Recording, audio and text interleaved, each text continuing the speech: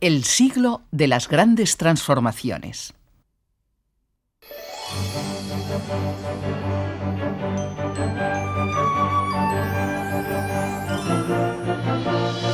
El 1 de enero del año 1900 cayó en lunes, y el tiempo fue tan malo que, según recogía al día siguiente el Correo de Madrid, el temporal había retrasado notablemente los servicios telegráficos del país.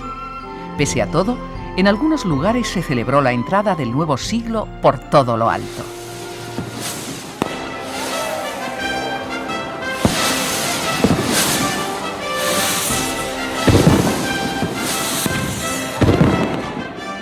Una semana antes, la Lotería de Navidad había repartido 4 grandes premios de 80.000 pesetas. Una cantidad considerable si tenemos en cuenta que la renta media anual por habitante apenas superaba las 3.000 pesetas. En España vivían entonces casi 19 millones de personas y la población crecía a un ritmo lento debido a una tasa de mortalidad que era la más alta de Europa Occidental. La esperanza media de vida era de 35 años y casi 5 de cada 10 españoles no sabían leer ni escribir.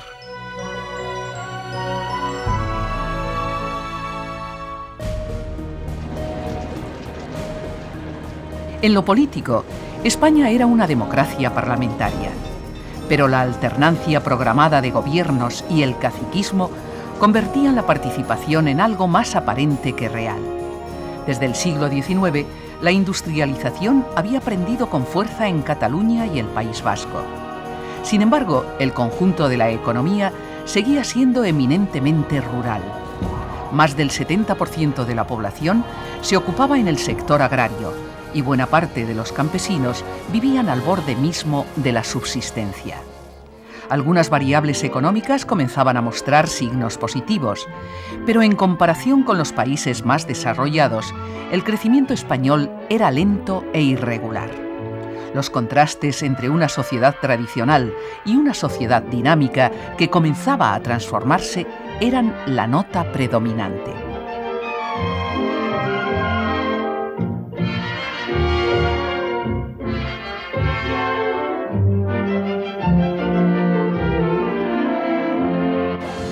Años después, las cosas han cambiado mucho.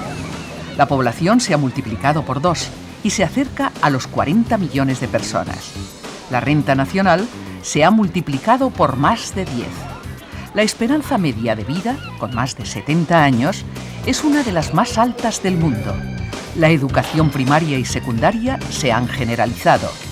En los últimos 25 años, la consolidación de la democracia, la descentralización política del Estado de las autonomías y la integración en la Europa comunitaria han ido acompañadas de una mejora sin precedentes y los niveles de bienestar se sitúan entre los más altos del mundo.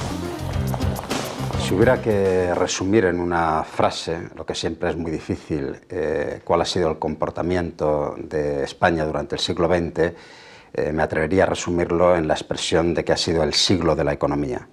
Ha sido el siglo en el que España se ha desarrollado económicamente y ha sido también el siglo en el que los ciudadanos, en el que los españoles hemos tomado un interés decisivo por los temas económicos.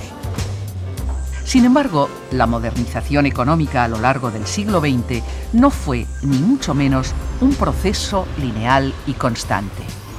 Yo utilizaría la expresión para definir a la economía española del 20 como de convergencia incompleta. Con esto quiero decir que ha habido periodos en los cuales la economía de nuestro país se ha acercado a la media europea, seguido de etapas en las cuales nos hemos alejado.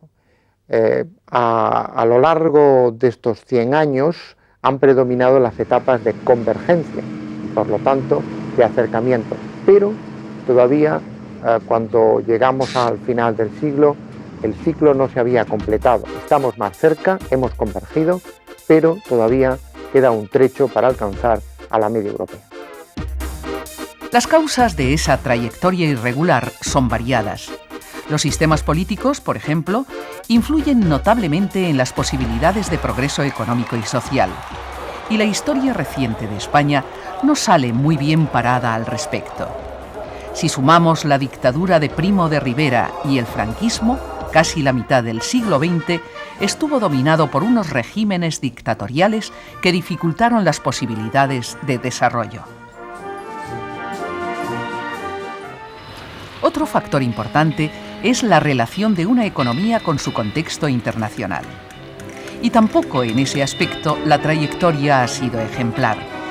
Durante buena parte del siglo XX, España fue a contracorriente de los principales países europeos y en algunos periodos la economía del país se cerró sobre sí misma, desaprovechando las oportunidades de unas relaciones más fluidas con el exterior. También la educación, que en términos económicos se traduce en formación de capital humano, presentó en España diferencias fundamentales con los países más desarrollados. Yo creo que es claro que la educación en el siglo XX ha sido un factor de atraso. Y ha sido un factor de atraso porque a todo lo largo de este siglo arrastramos un déficit educativo, si bien este ha cambiado de signo. A principios de siglo el déficit se centraba en la escolarización primaria, en las tasas de alfabetización muy inferiores a las de nuestros países de nuestro entorno.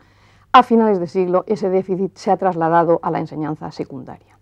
Curiosamente, no hay un déficit comparable a nivel de educación superior, universitaria, al menos en términos cuantitativos, si bien puede haberlos en términos cualitativos, que es mucho más difícil de estimar.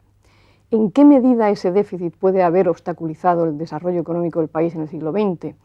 Básicamente, yo creo que ha limitado la movilidad de la población, tanto geográfica como estructural, cambiando de un tipo de empleo a otro, y ha limitado seriamente la capacidad de innovar, de adaptar todos los cambios técnicos que se han producido a lo largo de este siglo fuera, así como de desarrollar nuevas innovaciones que se adaptaran a la realidad socioeconómica del país. En conjunto, estos y otros factores fueron trazando un modelo de desarrollo que, si bien ha tenido logros evidentes, ha estado plagado de problemas que, en algunos casos, están aún por resolver. Los claroscuros vuelven a dominar el panorama y el balance económico del siglo puede ser, por tanto, plural. Si hay que resumir en una sola frase la economía española en el siglo XX, yo diría que es un periodo de crecimiento espectacular absoluto y de recuperación relativa. Explico. La economía española en el siglo XX crece muy notablemente, pero con respecto a sus vecinos europeos, España simplemente recupera parte de su atraso. Creo que fue don Ramón Carande quien definió el desarrollo económico español del siglo XX con una expresión que sigue pareciéndome muy acertada: demasiados retrocesos. Crecimiento económico y cambio estructural dominados por una tensión permanente entre las tendencias autarquistas e intervencionistas y las tendencias aperturistas y liberalizadoras. En España, como en otros muchos países, el crecimiento del siglo XX cambió la estructura económica, modificando la importancia de los diferentes sectores. Mientras el peso relativo de la agricultura ha descendido, la industria y sobre todo los servicios han ganado importancia. A la altura de 1900, España era un país principalmente agrario. Y aunque el sector inició el siglo con una crisis considerable, pronto comenzó a transformarse. Entre 1910 y 1930, la producción, la productividad y las exportaciones agrarias fueron aumentando y contribuyeron al crecimiento económico que vivió el país durante esos años. Habitualmente se responsabiliza al sector agrario del atraso económico contemporáneo. Sin embargo, la agricultura no ha sido el pozo de todos los males que ha impedido el progreso económico. Si hay que referirse a responsabilidades, atribuyémoslas a la etapa franquista, que potenció estructuras económicas muy desequilibradas, potenció la corrupción y, sobre todo, restringió inversiones en varios campos, sobre todo en los que afectaban a la educación y a la investigación. Todo en conjunto ha lastrado los procesos de convergencia. Después de sufrir una larga crisis hasta mediados de los 50, el sector agrario fue protagonista de un cambio técnico que mecanizó las labores del campo y generó un éxodo rural masivo. A partir de ahí, la agricultura se ha comportado de manera parecida a la de otros países, hasta convertirse en una actividad minoritaria que pese a su importancia estratégica apenas ocupa el 6% de la población activa.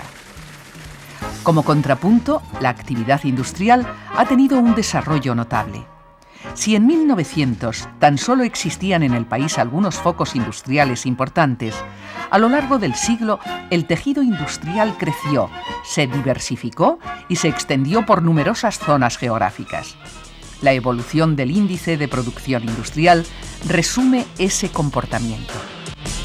Un índice de la producción industrial es un indicador sintético de la actividad de las industrias, tanto la minería como las distintas industrias manufactureras, que es un conjunto muy variado de actividades, hasta la producción y distribución de agua, gas y electricidad. Es muy útil porque en una sola cifra recoge un conjunto muy variado y lo agrega en un material utilizable. A lo largo del siglo XX ha tenido un crecimiento enormemente rápido, entre 20 y 25 veces. Puede decirse que el siglo XX fue en España el siglo de la industrialización. Pero el incremento de la producción por trabajador hizo que la población activa industrial tendiera a descender a partir de los años 70. En compensación, el sector terciario ha ido ganando importancia. El turismo, los transportes y las comunicaciones, el sistema financiero, el comercio o la administración pública han ido creciendo hasta ocupar en conjunto a más del 60% de la población trabajadora. Como el resto del mundo desarrollado, España se ha convertido en una sociedad postindustrial en la que el sector servicios sostiene una parte considerable de la economía. Y todos esos cambios en la estructura económica han ido acompañados de cambios sociales complejos.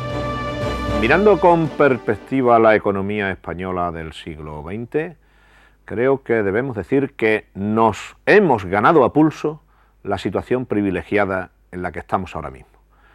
Somos miembros de pleno derecho de la Unión Europea, un club que es una gran potencia económica y que pretende ser una potencia política, pero esta situación privilegiada solo ha sido el resultado de mucho sudor, mucha sangre y no pocas lágrimas de la sociedad española. Las empresas y los trabajadores han tenido que adaptarse a situaciones difíciles durante el siglo XX.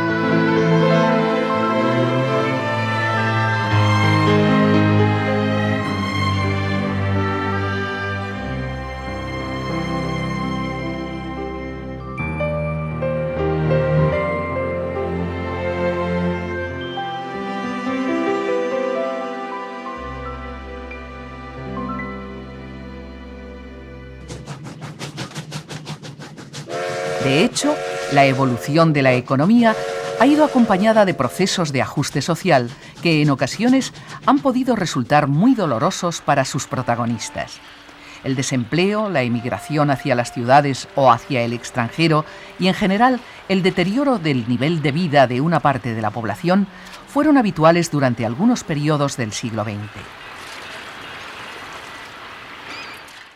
Si bien el crecimiento económico ha acabado beneficiando a la inmensa mayoría de los ciudadanos, el coste soportado por los diferentes grupos sociales ha sido muy distinto.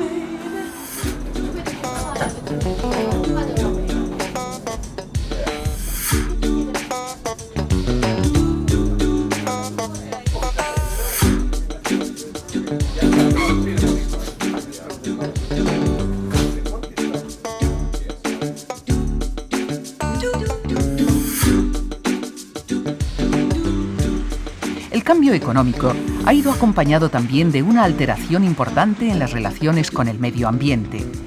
El uso masivo de energía fósil y, por tanto, no renovable, unido al desarrollo de muchas actividades agresivas con los ecosistemas, han hecho que en España, como en la mayor parte del mundo, se haya impuesto un modelo de crecimiento que atenta constantemente contra el medio natural y que plantea serias dudas sobre su capacidad para sostenerse en el largo plazo.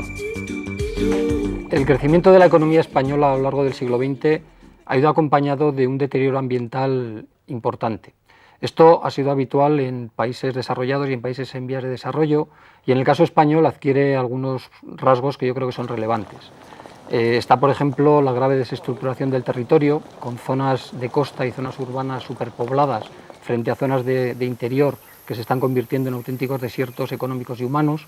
Están los problemas de deforestación, de erosión del suelo, de desertificación de algunas zonas, y está, por supuesto, los problemas de contaminación de muy diversa índole. Todo esto es consecuencia en gran medida de opciones económicas que se han tomado a lo largo del tiempo y que no han tomado en consideración los efectos ecológicos del crecimiento. Solamente en los últimos años se han intentado corregir algunos de estos efectos, pero en España todavía la economía más ortodoxa, la economía estándar, es bastante reacia a incorporar el medio ambiente en su razonamiento. Yo creo que esto debería cambiar, porque si no corremos el riesgo de poner en peligro el bienestar de las generaciones futuras.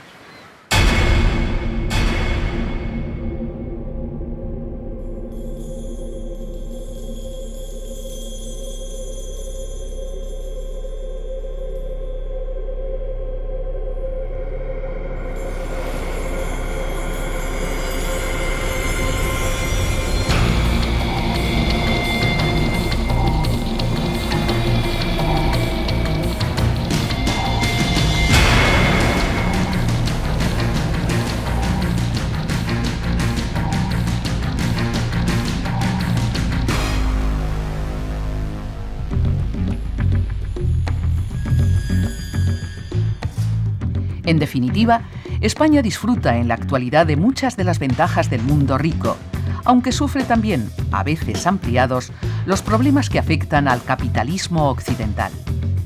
Pero quizás una de las principales diferencias del modelo español sea la peculiar cronología de ese proceso de cambio. Toda mujer española debe parecerse a España y tener siempre el orgullo de su nobleza. La economía española en el siglo XX creció en tres etapas muy claramente diferenciadas. La primera sería hasta la Guerra Civil aproximadamente, hasta los años 30, y es un periodo de crecimiento considerable. Desde la Guerra Civil hasta mediados de los años 50 hay un parón de la economía realmente espectacular y con pocos paralelos en el resto de Europa.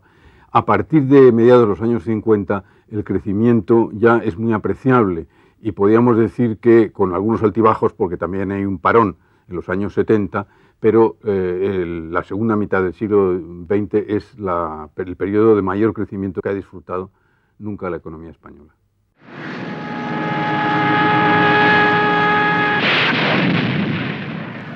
Desde esta perspectiva, la guerra civil y sobre todo el primer franquismo se revelan como la principal anomalía del crecimiento.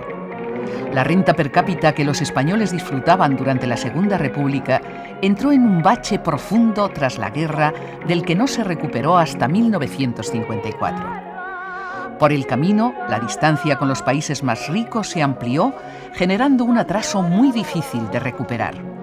Solo a finales de los años 50 la situación comenzó a cambiar.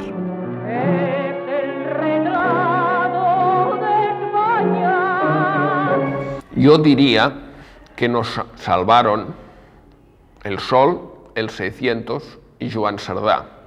El Sol porque permitió generar divisas, primero con la exportación de cítricos en la primera mitad del siglo y luego con la venida de turistas, y esto nos permitió importar maquinaria para industrializarnos. El 600 porque motorizó a la mayor parte de la población española, cambió las costumbres y creó demanda para la diversificación del sector industrial. Y Joan Cerdà porque no solo de hechos materiales se compone la historia, sino también de personas, y como economista fue el que diseñó la pieza maestra de política económica del siglo XX, que fue el Plan de Estabilización, que permitió que España se reintegrase en la economía internacional. En efecto, a partir de 1959, la economía española se liberalizó y creció a un ritmo muy superior al del resto de Europa. Pero el marco político autoritario que se mantuvo hasta la muerte de Franco generó disfunciones difíciles de superar.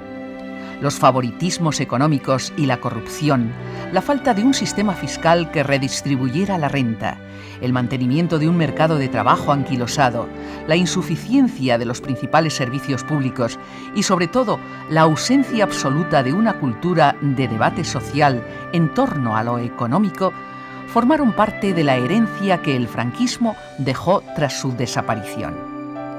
La tarea económica que hubo que acometer con la transición hacia la democracia fue, por tanto, doble. No se trataba solo de afrontar la crisis internacional de los años 70, sino también de ir desmontando una economía viciada por 40 años de dictadura.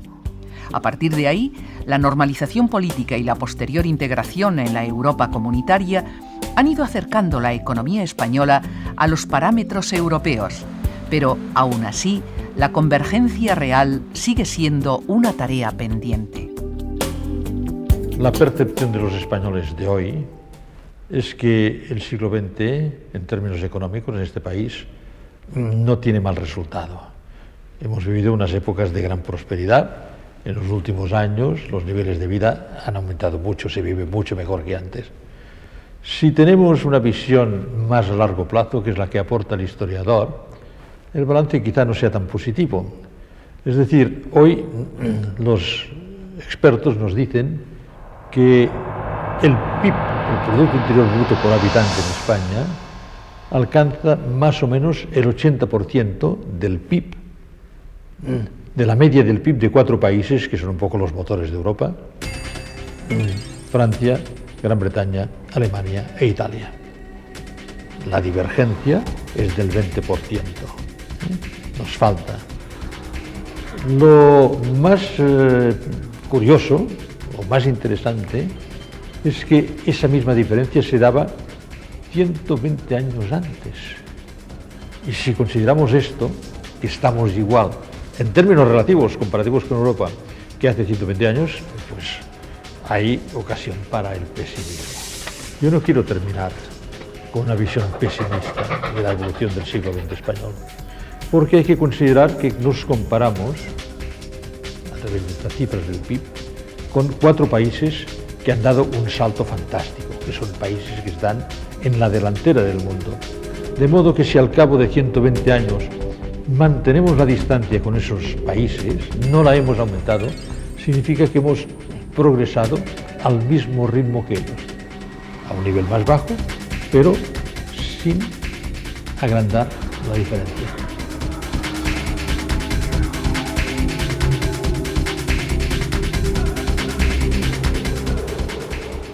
En la actualidad, la economía española está influenciada tanto por las medidas que se toman en el ámbito de la Unión Europea como por las políticas aplicadas dentro del país en aspectos tan diversos como la educación, la investigación, las infraestructuras, la emigración, el mercado de trabajo o la regulación de la competencia.